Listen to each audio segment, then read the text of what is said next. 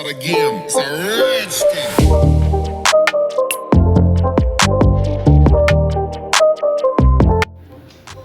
Hello students, आज हम लोग बैंकिंग चैप्टर के बारे में डिस्कस करने वाले हैं। काफ़ी इंपॉर्टेंट चैप्टर है, आप लोग इसे ध्यान से समझिएगा। तो हम लोग बिना देरी के भी स्टार्ट करते हैं। सबसे पहले हम बात करते हैं कमर्शियल बैंक। देखो कमर्शियल बैंक है क्या। Basically commercial bank is a financial institution.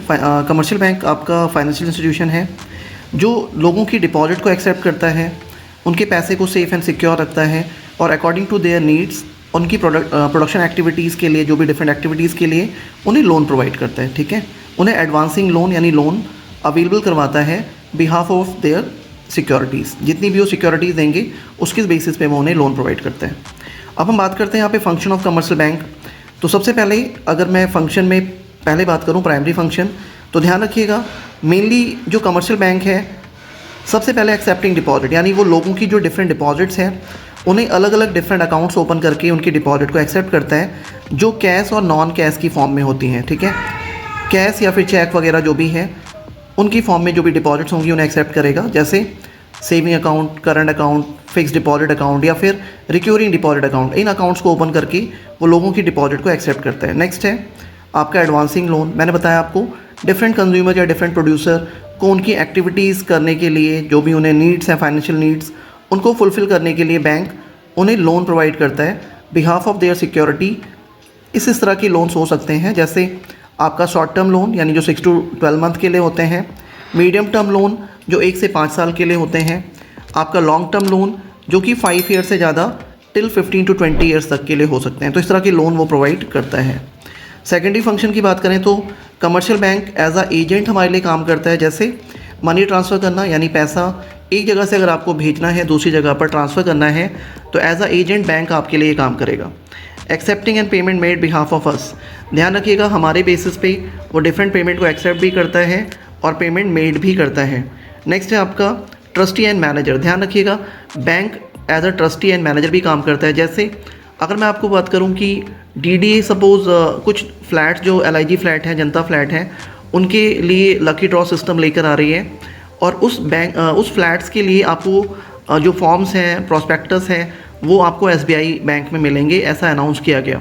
तो ध्यान रखिएगा यहाँ पे जो SBI है वो एज अ ट्रस्टी है जो कि सारी फॉर्मेलिटीज़ को डील करेगा बिहाफ ऑफ DDA।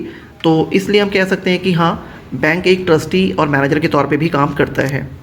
अगर मैं कुछ कॉमन सर्विस की बात करूं तो बैंक हमें लॉकर की फैसिलिटीज़ देता है, ATM फैसिलिटी देता है, डिमांड ड्राफ्ट की सुविधा देता है एंड ऑल्सो ओवरड्राफ्ट की फैसिलिटीज़ भी हमें प्रोवाइड करता है। ओवरड्राफ्ट का मतलब ये होता है अगर आप एक बिजनेसमैन है और आपके अकाउंट में कम फंड है, अगर आप ज़्यादा का चेक इशू कर देते हो तो bank behalf of their image, आपकी गुडविल के बेसिस पे, आपकी इमेज के बिहाफ पे वो आपको ओवरड्राफ्ट की फैसिलिटी दे देगा। यानी आपके अकाउंट में कम फंड होने के बाद भी आपका चेक रिलीज़ कर दिया जाता है, बट हाँ आपके अकाउंट में उतने पैसे नेगेटिव हो जाएंगे एज अ लोन, जिसको हम ओवरड्राफ्ट कहते हैं। तो ये फैसिलिटीज़ भी हमें कमर्शियल बैंक देता है। नेक्स्ट क्वेश्चन काफ़ी इंपॉर्टेंट है, credit creation bye a bank commercial bank. ध्यान रखिएगा क्रेडिट क्रिएशन का मतलब होता है, आप जानते हैं कि जो कमर्शियल बैंक है वो मनी से मनी क्रिएट करता है, यानी फंड से फंड क्रिएट करता है। जैसे अगर मैं बात करूँ, credit creation by a commercial bank is the process of expanding the money supply in an economy by extending the loan and advances to a customer. The person is a fundamental function of banking system in a modern economy. यानी आप कह सकते हैं कि अगर हमें economy में money की सप्लाई को बढ़ाना है, फ्लो को क्रिएट करना है, तो उसके लिए कमर्शियल बैंक काफ़ी हेल्पफुल है। कमर्शियल बैंक इस प्रोसेस को करता है और फंड से फंड रेज करता है।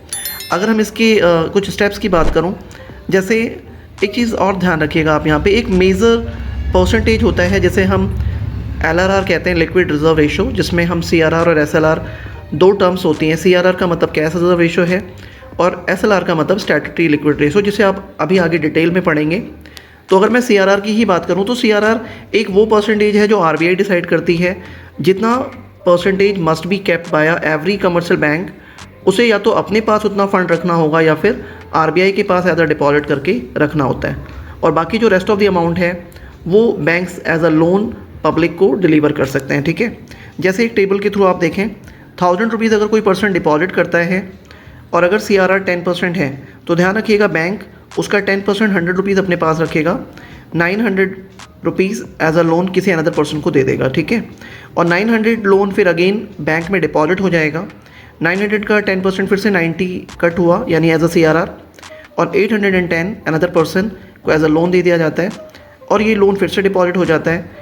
810 का 10% 81 फिर से कट हुआ, 729 लोन दे दिया जाता है। अगेन फिर वो डिपॉजिट होगा और ये प्रोसेस लगातार चलता जाएगा और आप एंड में देखेंगे कि जो आपका फ़ंड है वो टोटल 10,000 हो चुका है, लोन 9,000 हो गया है, जबकि आपका जो कैश रिजर्व है वो 1,000 है। एक फॉर्मूला है मनी मल्टीप्लायर का। अगर मैं मनी मल्टीप्लायर की बात करूं तो मनी मल्टीप्लायर से आप ये देख सकते हैं कि पैसा कितने गुना मल्टीप्लाई हो गया है, यानी कैश रिजर्व या डिपॉजिट अपॉन में CRR इंटू 100।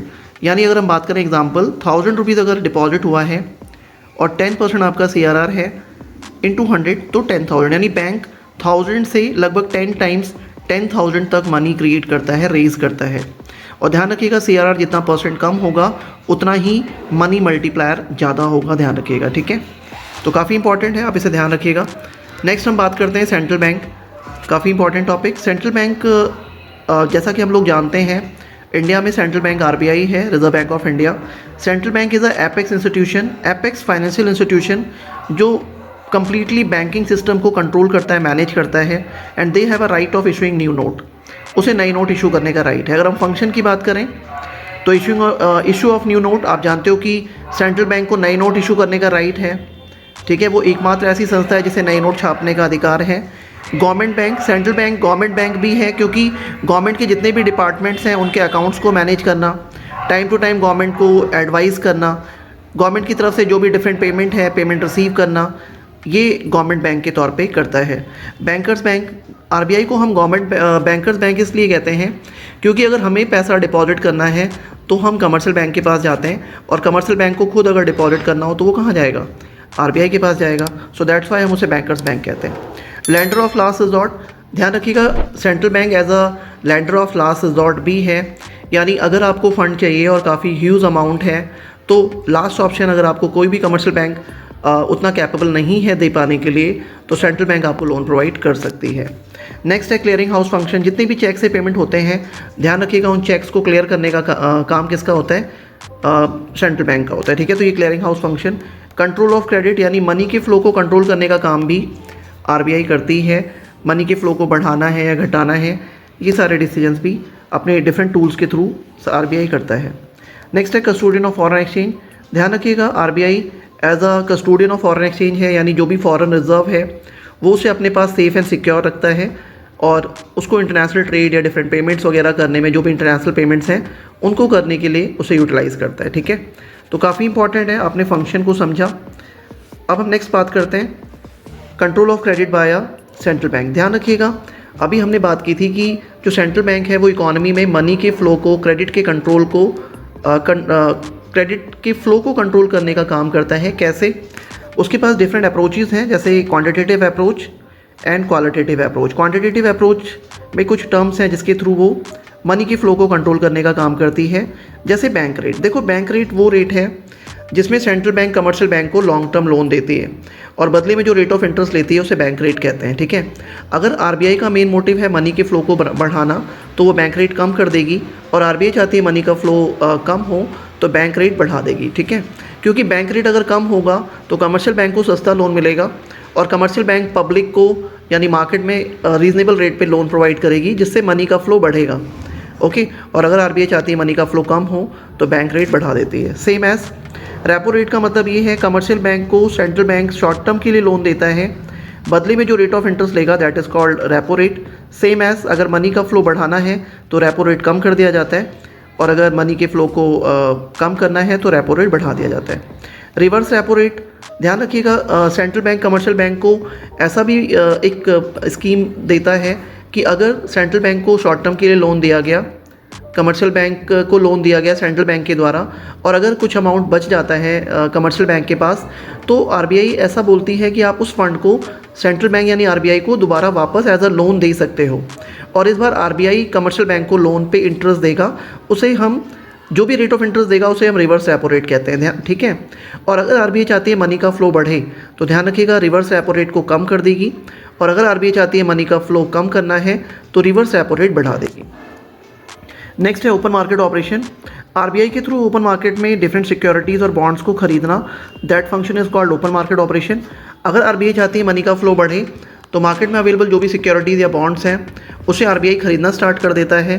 और अगर आरबीआई चाहती है मनी का फ्लो कम हो तो जो भी मार्केट में अवेलेबल सिक्योरिटीज़ या बॉन्ड्स हैं उसको अपनी खुद की सिक्योरिटीज़ और बॉन्ड्स को वो बेचना स्टार्ट कर देता है, ताकि मार्केट में जो डिफरेंट फर्म्स हैं, बैंक्स हैं, उनकी सिक्योरिटी और बॉन्ड्स को खरीदेंगे और अपना पैसा आरबीआई को दे देंगे, जिससे मनी का फ्लो कम हो जाएगा। ठीक है। नेक्स्ट है सीआरआर यानी कैश रिजर्व रेशो। ध्यान रखिएगा कैश रिजर्व रेशो वो है, जैसा कि मैंने आपको बताया कि ये वो परसेंटेज है जो सेंट्रल बैंक डिसाइड करता है, उतना परसेंटेज सभी बैंक्स को अपने पास मेंटेन करना होगा। और जैसे 10% अगर सीआरआर है तो बैंक 10% अपने पास रखेगा या आरबीआई के पास रखेगा, बाकी 90% वो पैसा एज अ लोन के तौर पे पब्लिक को या डिफरेंट फर्म्स को दे सकता है। अगर आरबीआई चाहती है मनी का फ्लो बढ़े तो सीआरआर का परसेंटेज कम कर देगी, यानी 5% कर देगी। ठीक है, तो उससे ज़्यादा पैसा मनी का फ्लो मार्केट में बढ़ेगा। और आरबीआई चाहती है मनी का फ्लो कम हो तो सीआरआर का परसेंटेज बढ़ा दिया जाता है। एसएलआर का मतलब होता है अदर देन कैश, यानी कैश के साथ साथ कुछ अदर सिक्योरिटीज़ या बॉन्ड्स के रूप में भी कुछ परसेंटेज सारे बैंक्स को अपने पास मेंटेन करना होता है। जितना परसेंट आरबीआई डिसाइड करती है उसी के अकॉर्डिंग। अगर आरबीआई चाहती है मनी का फ्लो बढ़े तो एसएलआर का परसेंटेज कम कर दिया जाता है। आरबीआई चाहती है मनी का फ्लो कम हो तो एसएलआर का परसेंटेज बढ़ा दिया जाता है। तो अब हम बात करते हैं क्वालिटेटिव अप्रोच। ध्यान रखिएगा क्वालिटेटिव अप्रोच में सबसे पहला पॉइंट है मार्जिन रिक्वायरमेंट। देखो मार्जिन रिक्वायरमेंट का मतलब ये है, जैसा कि आप जानते हैं कि किसी भी इंडिविजुअल पर्सन को या किसी बैंक को अगर लोन चाहिए होता है तो बदले में कुछ ना कुछ सिक्योरिटीज़ देनी होती हैं। जैसे अगर मैं बोलूँ कि अगर मुझे 10 लाख रुपीज़ का लोन चाहिए तो मुझे 10 लाख से ज़्यादा लाइक 15 लाख या 20 लाख का मुझे प्रॉपर्टी एज अ सिक्योरिटी दिखाना होगा गवर्नमेंट को। ठीक है, तो 10 लाख का लोन लेने के लिए 5 लाख अबव यानी मैंने 15 लाख की सिक्योरिटी अगर बैंक को दी है तो मेरा जो 5 लाख जा रहा है एक्स्ट्रा वो मेरा मार्जिन रिक्वायरमेंट कहलाता है। ठीक है, और अगर आरबीआई चाहती है मनी का फ्लो बढ़े तो मार्जिन रिक्वायरमेंट को कम कर दिया जाएगा, यानी कि 15 लाख नहीं, अगर 12 लाख की भी प्रॉपर्टी अगर आपके पास है तो आपको लोन दे दिया जाएगा। और अगर आरबीआई चाहती है मनी का फ्लो कम करना तो वो मार्जिन रिक्वायरमेंट बढ़ा देती है, यानी 10 लाख के लोन के लिए 15 लाख नहीं बल्कि अब आपको 20 लाख की प्रॉपर्टी दिखानी होगी। उससे क्या होगा, मनी का फ्लो कम हो जाएगा। क्रेडिट राशनिंग का मतलब ये होता है कोटा सिस्टम डिसाइड करना। जैसे आप ध्यान रखिएगा central bank according to bank size उनका कोटा तय कर देती है। जैसे कोई रूरल बैंक है तो वो छोटा बैंक है तो उन्हें शॉर्ट टर्म छोटा क्रेडिट दिया जाता है, और अगर बड़ा बैंक है कमर्शियल बैंक तो उसे लॉन्ग बड़ी huge amount as a credit दी जाती है। अगर आरबीआई चाहती है मनी का फ्लो बढ़े तो वो कोटा सिस्टम यानी क्रेडिट राशनिंग ख़त्म कर देती है और जिसको जितना रिक्वायरमेंट है उतना फ़ंड दे दिया जाता है ताकि वो मनी के फ़्लो को बढ़ाने का काम करे। और अगर आरबीआई चाहती है मनी का फ़्लो कम हो तो वो क्रेडिट राशनिंग अप्लाई करती है, लागू करती है ताकि मनी को रेस्ट्रिक्ट किया जा सके। नेक्स्ट है मोरल सुएशन यानी मोरल प्रेशर। ध्यान रखिएगा सेंट्रल बैंक अपना खुद का प्रेशर यानी खुद का इम्पैक्ट बना करके भी मनी के फ़्लो को मैनिपुलेट करती है, मनी के फ़्लो को बढ़ा या घटा सकती है। जैसे आरबीआई अपना खुद का कोई भी एक ऑर्डिनेंस पास कर सकती है, सभी बैंक्स को रेट ऑफ इंटरेस्ट में कट करना होगा तो सारे बैंक आरबीआई की बात को मानेंगे और अपने रेट ऑफ इंटरेस्ट को कम करेंगे, जिससे मनी का फ़्लो बढ़ जाएगा। और अगर आरबीआई चाहती है मनी का फ़्लो कम करना तो बैंक्स को फ्री कर दिया जाता है, वो अपनी डिसीजन अपने बेसिस पे लेते हैं और अपने अकॉर्डिंग वो सारी चीज़ें डिसाइड करते हैं। ठीक है, तो ये यहाँ पे जाके ये टॉपिक फिनिश हो जाता है और इस तरह से ये चैप्टर पूरा फिनिश हो गया। काफ़ी इंपॉर्टेंट है, आप इसे फ़ोटो क्लिक कर लीजिए, आप इसे नोट कर लीजिएगा। और कोई भी अगर टॉपिक में डाउट है तो आप पूछ सकते हैं, कमेंट कर सकते हैं। और चैनल पे नए हैं तो आप चैनल को सब्सक्राइब करें, बेल आइकन को ज़रूर दबाएं ताकि जो भी हमारी इंपॉर्टेंट वीडियोस हैं उसको आप बेनिफिट ले सकें। और काफ़ी एग्ज़ाम में आपको हेल्प करने वाली हैं ये सारी वीडियोस। ठीक है, थैंक यू वेरी मच।